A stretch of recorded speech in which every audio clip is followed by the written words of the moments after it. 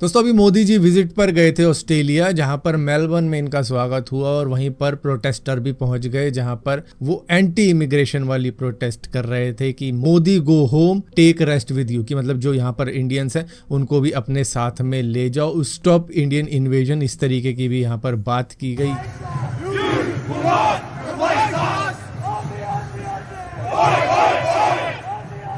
दरअसल यहाँ पर लोग कह रहे हैं कि यहाँ पर इंडियंस आके हमारी जॉब ले रहे हैं और यहाँ पर चेंजेस लाने की कोशिश कर रहे हैं। मतलब क्या होता है कि भैया इंडियंस कहीं भी पहुंच जाते हैं तो इनका सेलिब्रेशन शोर के साथ होता है, शादी हो रही है तो पूरी बारात रोड पे निकल रही है, अलग अलग तरीके की चीज़ें जो हम करते हैं इंडिया के अंदर वही हम ऑस्ट्रेलिया में जाके या किसी और कंट्री में जाके करने की कोशिश करेंगे। तो भैया ऐसा ही होगा, प्रोटेस्टर जागेंगे, इमिग्रेशन वाले कहेंगे कि भैया इनको तो बुलाओ मत, ये डेमोग्राफिक चेंज लाने की कोशिश कर रहे हैं कि भैया आप वहाँ पे पहुँचते हो, उनका कल्चर तो अपना नहीं रहे हो बल्कि अपना कल्चर उन पे थोप रहे हो कि हम तो ऐसे ही करते हैं इंडिया के अंदर, भैया ऐसा करते हो तो वापस इंडिया ही चले जाओ। वहाँ के लोग फिर ऐसा करते हैं। आप सोच के देखो ना कि ऑस्ट्रेलियन या अमेरिकन इंडिया में रहने आए और उसके बाद में अगर ये भी कुछ अलग तरीके का करने की कोशिश करते हो तो फिर आप कहोगे ये इंडिया है, यहाँ पर जैसा हम करते हैं वैसे ही करना पड़ेगा, हमारी संस्कृति को ध्यान में रखते हुए ये वो। अब उनका कल्चर कुछ और है और हम पहुंच जाते हैं कि ले भाई हम तो वहाँ ऐसा ही करते थे और हम तो यही करेंगे, आप तो फिर ऐसे ही प्रोटेस्ट होंगे। दोस्तों गोरा होने के लिए कई सारे लोग कई तरीके की क्रीमों का प्रयोग करते हैं कि इससे हमारी स्किन फेयर हो जाएगी और कई बार हो भी जाती है।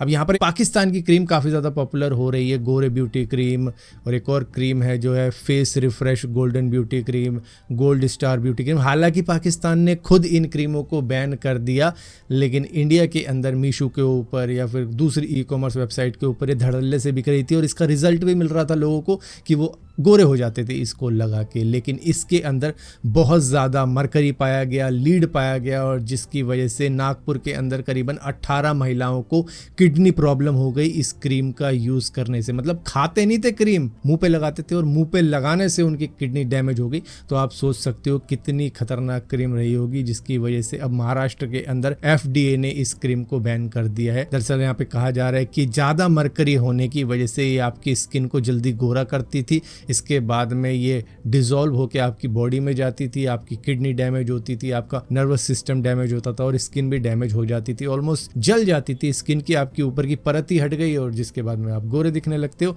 लेकिन आपकी किडनी भी इसी के साथ में जाएगी। दोस्तों ईस्टर्न चाइना के अंदर 2 टाइफून ने आतंक मचा दिया है। सबसे पहले वहाँ पर आया टाइफून मेसैक, इसके बाद में आया टाइफून बावी, और इन दोनों ने ही ऐसी स्थिति पैदा कर दी लोगों के लिए कि अथॉरिटी को करीबन 9 लाख लोगों को इधर से उधर शिफ्ट करना पड़ गया उनकी जान बचाने के लिए। और इसी के साथ साथ जो फ्लड आया वहाँ पर उसने एक ऐसे फार्म को तोड़ के रख दिया है जिसमें 800 से 900 जहरीले सांप थे, वो भी कोबरा। यहाँ पर ये सारे कोबरा निकले बाहर और उसके बाद में जहाँ पर लोग रहते थे वहाँ तक पहुँच गए इस फ्लड वाटर में बहते बहते, और जिसके बाद में लोगों को भी सावधान कर दिया गया कि भैया आपकी तरफ में इतने सांप आ रहे हैं। अथॉरिटी ने हालांकि यहाँ पर सांपों को पकड़ने के लिए स्टन गन, नेट वगैरह का भी यूज़ किया, लेकिन कुछ लोगों को सांप ने बाइट भी कर लिया और उनके घरों में जाकर बस भी गई, जिसके बाद में लोगों के लिए आफत हो गई। एक तो बाहर तूफान, फ्लड, और उसके बाद में घर के अंदर कोबरा। दोस्तों चाइना ही नहीं, यहाँ पर वियतनाम भी काफ़ी ज़्यादा हिल चुका है इस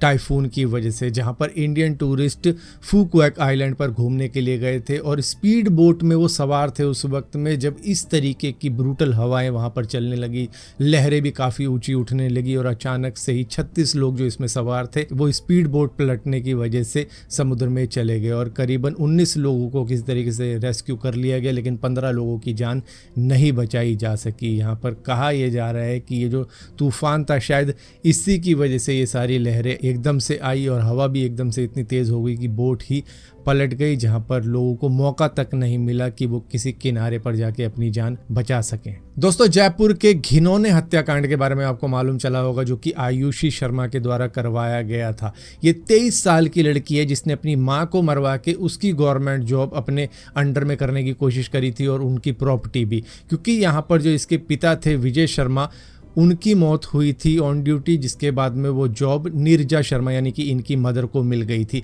अब वही जॉब हथियाने के लिए इसने प्लान बनाया कि क्यों ना मैं अपनी माँ को मरवा दूं और उसके बाद में उसकी जॉब ले लूँ, उसकी प्रॉपर्टी भी ले लूँ। प्रॉपर्टी भी करोड़ों में थी। तो यहाँ पे करीबन 7 लोग तो अरेस्ट हो चुके हैं। लेकिन अब यहाँ पर एक नया ट्विस्ट आ रहा है, क्योंकि आयुषी के मामा का ये कहना है कि इसने अपने फादर को भी मरवाया है, उसकी भी जांच होनी चाहिए। तो यहाँ पर शायद एक और केस खुल सकता है कि जो फादर मरे थे वो नेचुरल मौत में नहीं मरे थे, तो शायद उनकी भी हत्या आयुषी शर्मा ने ही करवाई थी उनकी जॉब पाने के लिए। लेकिन वो जॉब मिल गई इनकी मदर को, जिसके बाद में उसको हटाने के लिए रास्ते से इन्होंने कॉन्ट्रैक्ट किलर को 7 लाख रुपए दिए ताकि उनकी जॉब किसी तरीके से मिल जाए। लेकिन ये फंस गई और उसके बाद में अब इन्वेस्टिगेशन के अंडर में है। दोस्तों, यूएस की अथॉरिटी लॉरेंस बिश्नोई को मांग रही है इंडिया से कि भैया इनके खिलाफ में कई सारे चार्जेस फाइल हो चुके हैं यूएस में, तो यहाँ पर इनको भेजा जाना चाहिए, इनके एक्सट्रेडिशन की मांग की जा रही है। लेकिन यहाँ पर खुद लॉरेंस बिश्नोई के ऊपर कई सारे केस ऑलरेडी चल रहे हैं इंडिया में, तो ऐसा नहीं लगता कि इनको